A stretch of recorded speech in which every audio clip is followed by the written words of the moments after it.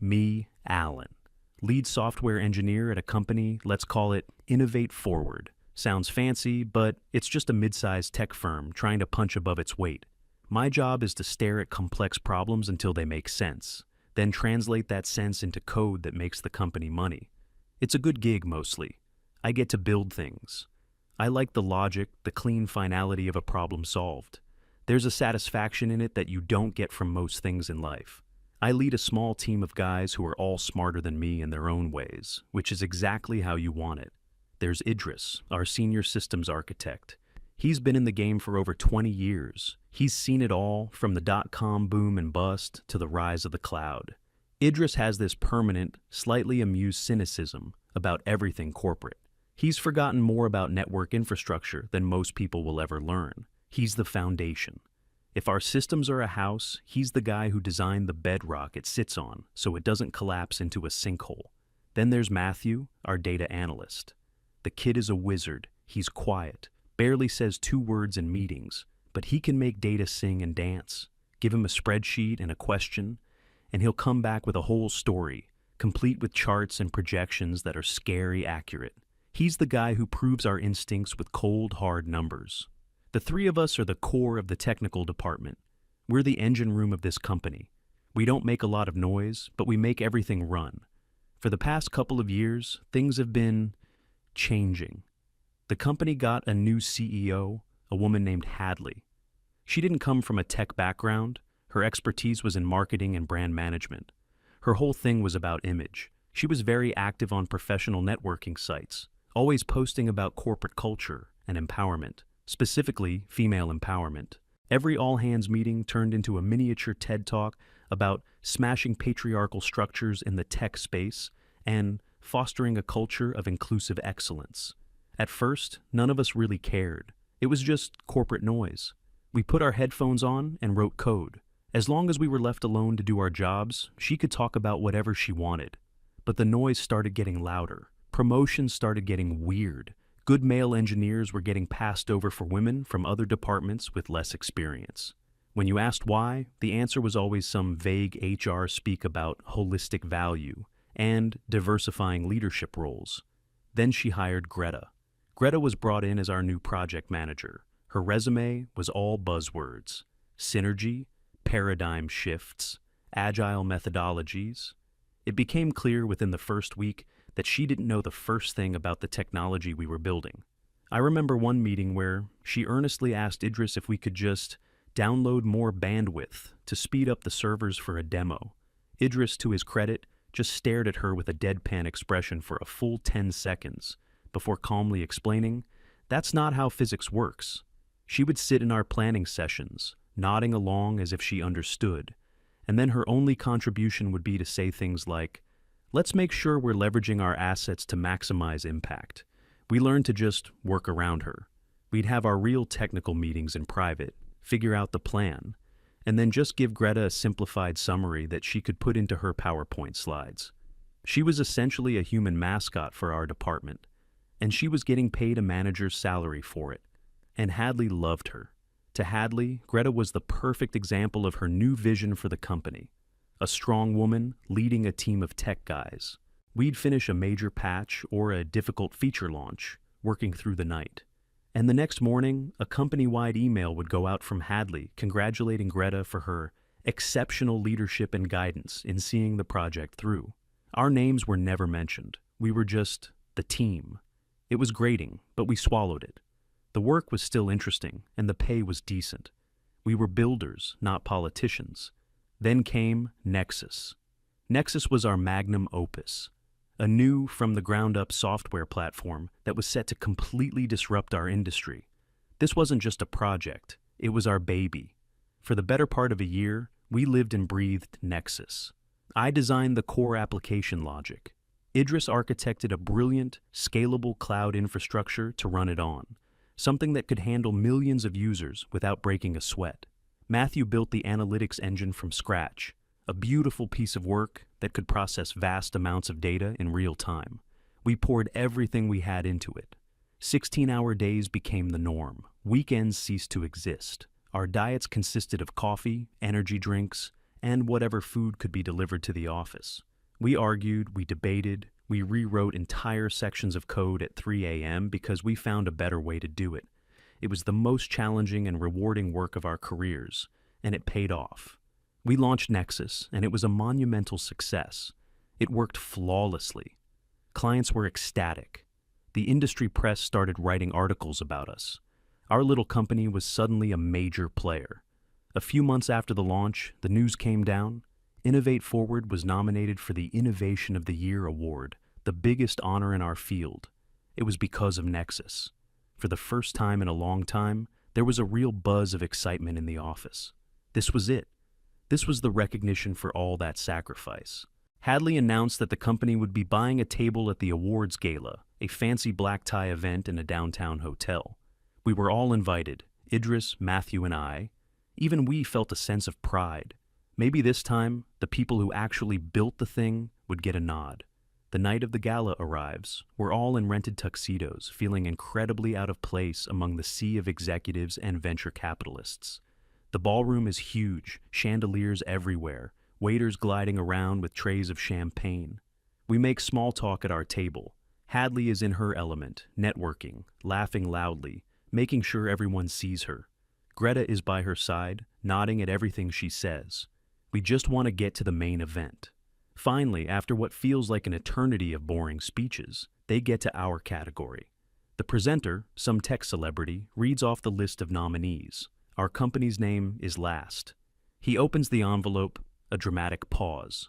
And the winner is Innovate Forward for Nexus. Our table erupts. People are clapping, cheering.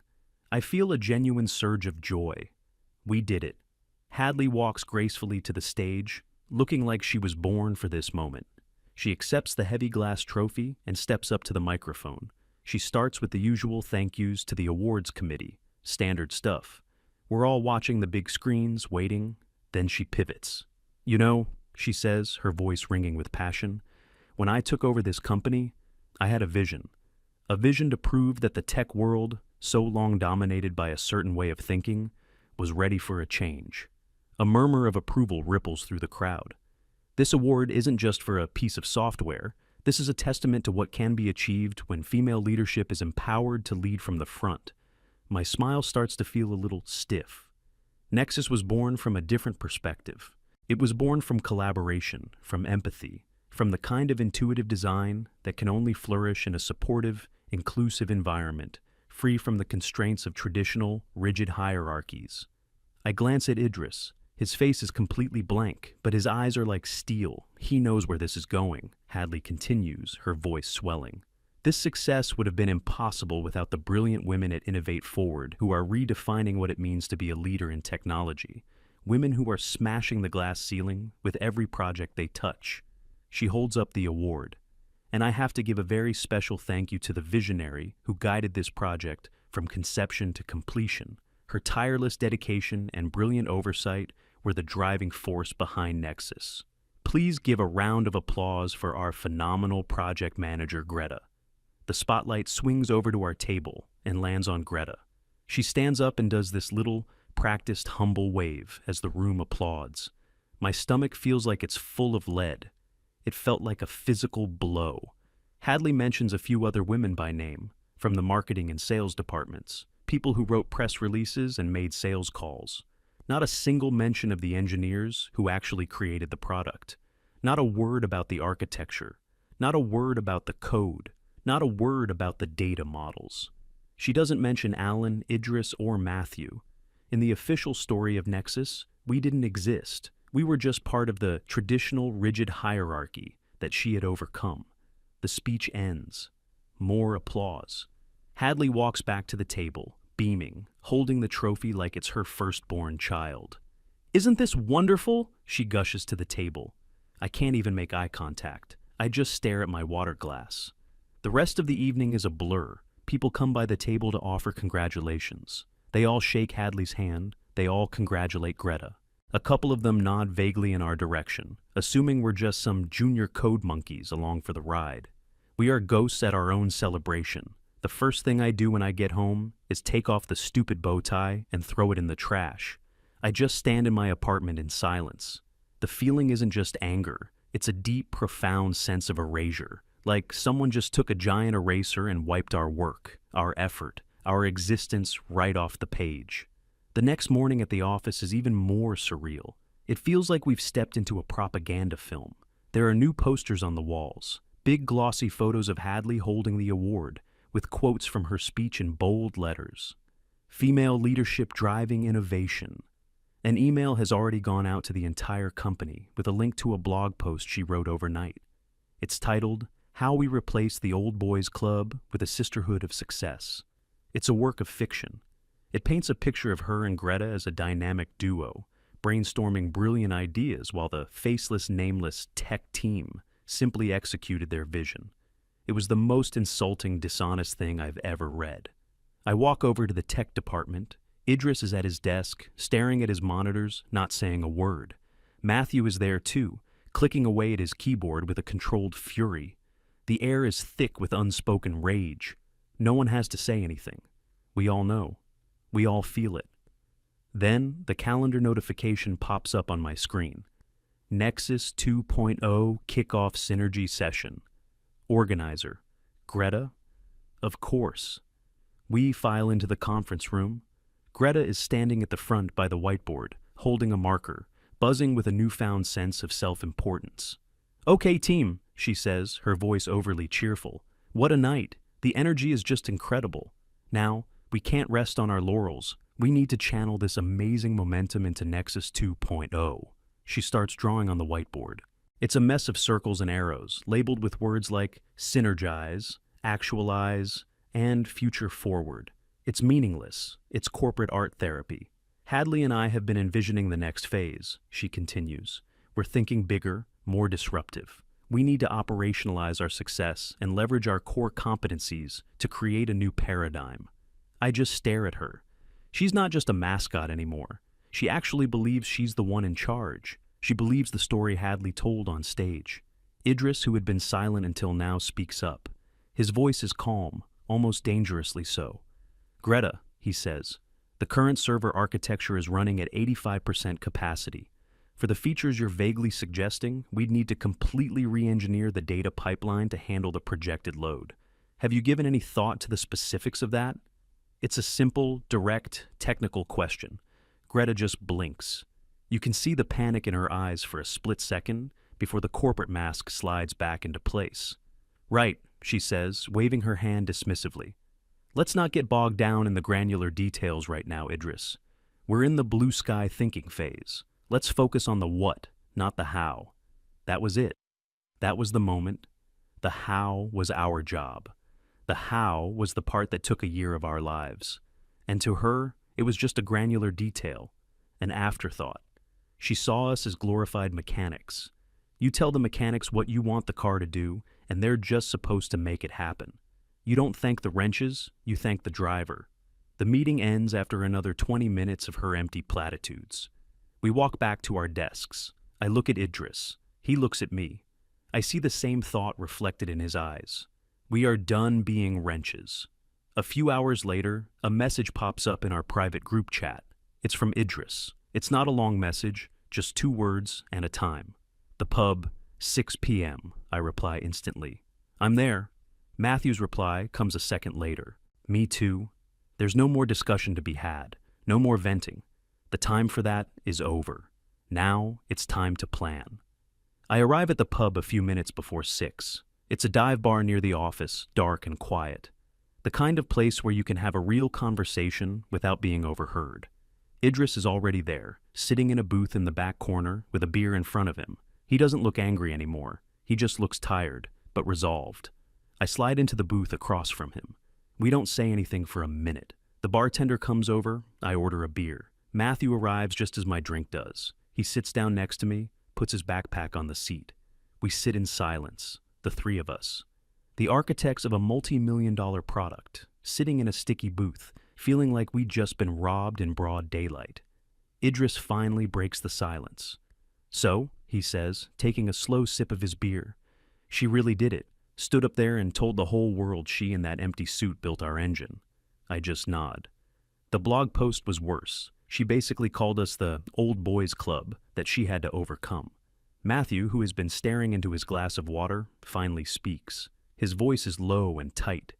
"It's a flawed narrative," he says, "a narrative not supported by the data." He reaches into his backpack and pulls out his work laptop. Idris raises an eyebrow.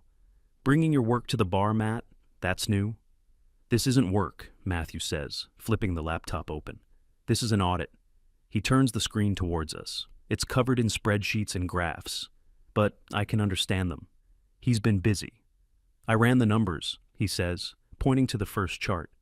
"This is a breakdown of code commits to the Nexus repository over the last 12 months. As you can see, 95.7% of all accepted code was written by the three of us."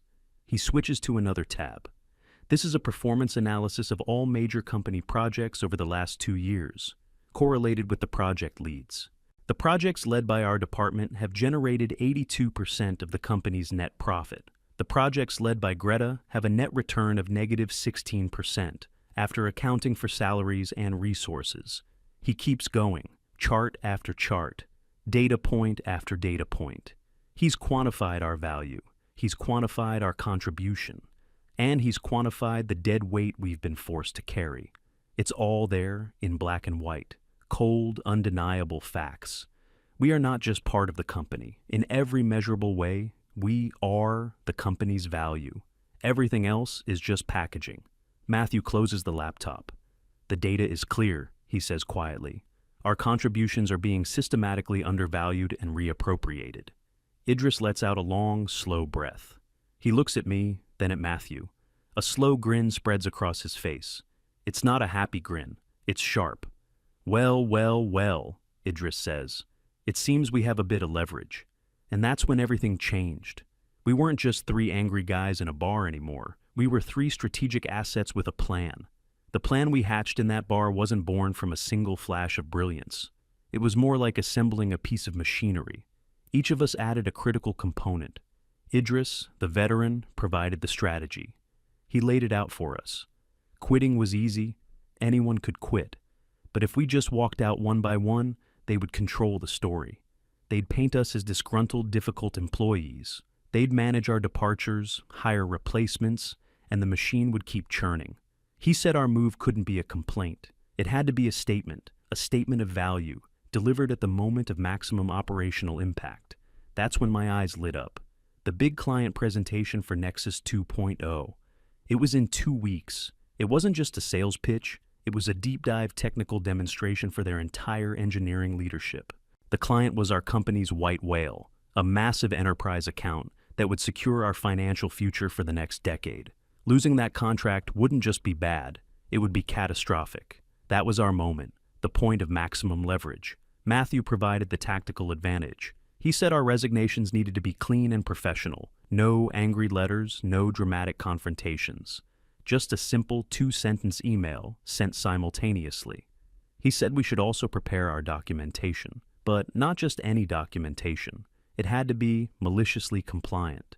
Every line of code would be commented, every function described, every API endpoint documented. On paper, it would look perfect, professional, thorough. But it would be documentation without context. It would explain the what, but not the why. It wouldn't contain the years of institutional knowledge, the dead ends we explored, the reasons why we chose one algorithm over another. It would be a perfect detailed map of a country, given to someone who doesn't know how to read. To an expert, it would be a treasure trove. To a novice like Greta, it would be useless gibberish. My role was coordination. I was the project lead after all, just not the one with the fancy title. We would spend the next 2 weeks acting as if nothing had changed. We would attend meetings. We would write code. We would nod along to Greta's buzzwords. And in the background, we would prepare. We synced our calendars. We agreed on the exact time, the day before the presentation, at 5 p.m. sharp. We would send the emails, gather our personal belongings, and walk out the door. Then, we would turn off our work phones and become ghosts. The 3 of us shook hands over the sticky table in that dingy bar. It felt more significant than any contract I'd ever signed. It was a pact, a declaration of independence. The next 2 weeks were the strangest of my professional life. It was like living in a spy movie. On the surface, Everything was normal. We went to work, we did our jobs. We sat in meetings while Greta talked about creating stakeholder value and optimizing our go-to-market strategy. We would nod seriously, ask a few clarifying questions to keep up appearances, and then go back to our desks and quietly plan the corporate equivalent of a controlled demolition. The cognitive dissonance was staggering. I remember one afternoon, Hadley called an impromptu all-hands meeting in the main conference room. She stood at the front, glowing with pride, and gave a speech about the new culture of trust and transparency she was building. She talked about how important it was for everyone to feel valued. I stood at the back of the room, next to Idris, and it took every ounce of my self-control not to laugh out loud. Valued. She used that word, after she had publicly erased our existence. Meanwhile, the real work was happening in the shadows. We used our lunch breaks to take calls from recruiters. It turns out that when you're the lead engineer on an award-winning product, people want to talk to you. I'd be sitting in my car in the parking garage, walking a recruiter from a rival company through my resume, while watching Hadley and Greta walk back from their 2-hour lunch at some fancy restaurant. Idris had it easier. He had a network of contacts built up over 2 decades. He made a few calls, and offers started materializing. Matthew was methodical. He updated his profiles on all the job sites with keywords from the Nexus project, and his inbox exploded. We were all lining up our parachutes before we jumped out of the plane. We built a shared encrypted document where we tracked our progress. Offers received, contracts reviewed. We were coordinating our escape. There was a close call one day. I was on a call with a recruiter from a major tech giant, hidden away in a small, unused office. The offer was good, really good. Better pay, a bigger team, more interesting problems. I was just getting into the details when the door creaked open. It was Greta. My blood ran cold. I quickly ended the call, stammering something about a personal matter. She looked at me with suspicion. "Everything okay, Alan? You've been away from your desk for a while. We need to stay focused for the big presentation." I just nodded, my heart pounding. "Of course, just dealing with something. I'm all focused." She didn't press it, but the look she gave me was unsettling. For a moment, I thought the whole thing was about to unravel. By the end of the second week, we were all set. We had all accepted new positions at different companies. We had signed the contracts. Our start dates were a month away, giving us a much-needed break. Our documentation was complete, a beautiful, useless masterpiece. Everything was in place. All we had to do was press the button. The day of the resignation arrived. The office was buzzing with an almost frantic energy. Everyone was focused on the big presentation the next day. Hadley and Greta were striding around the office like generals before a major battle, issuing orders, reviewing slides. They were completely absorbed in their own narrative of impending victory. The 3 of us were preternaturally calm. It was the calm that comes when you know the outcome of a chaotic event. We did our work, we answered emails, we attended the final pre-presentation meeting. Greta was at the whiteboard again, talking about owning the narrative and projecting confidence. She gave us our roles for the demo. She wanted us to sit in the front row and be ready to provide technical support if needed. The irony was so thick you could cut it with a knife. "Don't worry," I said, looking her straight in the eye. "We'll be ready." At 4:45 p.m., I sent a final message to our private group chat. "Ready?" The replies came back instantly. "Ready." "Ready." I looked across the office floor. Idris caught my eye and gave me a slow, deliberate nod. Matthew was already packing his personal items into his backpack. I took a moment to look around, at the desk where I'd spent countless nights, at the whiteboard covered in my own frantic scribbles. I didn't feel sadness. I didn't feel anger anymore. I just felt a quiet, clinical sense of finality. At 4:59, I opened my email drafts folder. The message was simple. "To whom it may concern, please accept this email as notification that I am resigning from my position at Innovate Forward, effective immediately. Sincerely, Alan." My finger hovered over the send button. The clock on my computer ticked over to 5:00 p.m. I clicked. I stood up and put my laptop in my bag. I grabbed a few personal items from my desk, a coffee mug, a picture, a couple of books. Idris was already walking towards the exit. Matthew fell into step beside him. I joined them. We walked past Hadley's glass-walled office. She was on a conference call, laughing about something, completely oblivious. We didn't look back. We swiped our badges for the last time and walked out into the late afternoon sun. A few blocks away, we stopped. I pulled out my work phone. Idris and Matthew did the same. One by one, we powered them down and took out the SIM cards. It was done. We went back to the same pub, the same booth. We ordered a round of beers, and this time, we didn't sit in silence. We talked about our new jobs, about the projects we were going to be working on, about the future. For the first time in months, we weren't just complaining. We were building again. Of course, we couldn't know for sure what was happening back at the office, but we could imagine. We pictured Hadley finishing her call, checking her email, seeing the first resignation, a frown, an annoyance, seeing the second one. From Idris. The frown deepens into confusion. This is strange. Seeing the third one, from Matthew. The confusion turning to shock. Then, to disbelief. This has to be a joke, a coordinated prank. Then the slow, dawning horror as she realizes it's real. We pictured her frantic calls to our work phones, going straight to voicemail. The calls to our personal numbers, which she didn't have. The panic spreading. Her storming out of her office, demanding to know where we are, only to be told we were seen leaving. The emergency meeting she would have called with Greta. The initial bluster and rage. How dare they? This is unprofessional. This is sabotage. The eventual terrifying realization that the people who built, understood, and were supposed to present Nexus 2.0 tomorrow were gone. The next day we met for breakfast. We didn't talk much about work. We were trying to decompress, but around 10 a.m., the time the big client meeting was scheduled to start, we all fell silent. We all knew what was likely happening in that conference room across town. Greta, standing at the front of the room, sweating under the expensive lights. Her PowerPoint slides, full of beautiful graphics and marketing nonsense. Her confident, practiced opening. And then, the first question from the client's chief technology officer. A simple, direct question. Something like, "Your new platform boasts real-time data processing. Can you walk us through the concurrency model and how you've addressed potential race conditions in the core architecture?" We could just picture the look on Greta's face, the blank stare, the desperate search for a buzzword to save her. Well, our model is very robust and leverages a synergistic approach to data integrity. And the follow-up question from the client's lead engineer. "Okay, but are you using optimistic locking, a multi-version concurrency control system? What's the actual implementation?" We imagined her fumbling, deflecting, trying to pivot back to her talking points about customer value.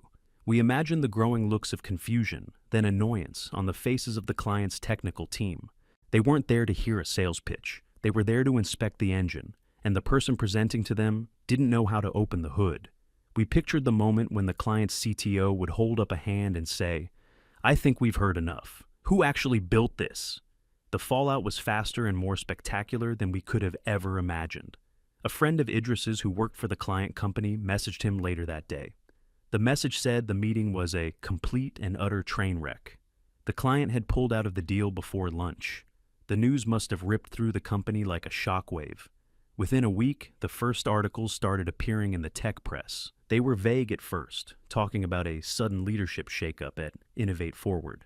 Then the leaks started. Anonymous sources from within the company started talking to reporters. They told the story of the disastrous presentation, of the mass resignation of the entire core engineering team right before it.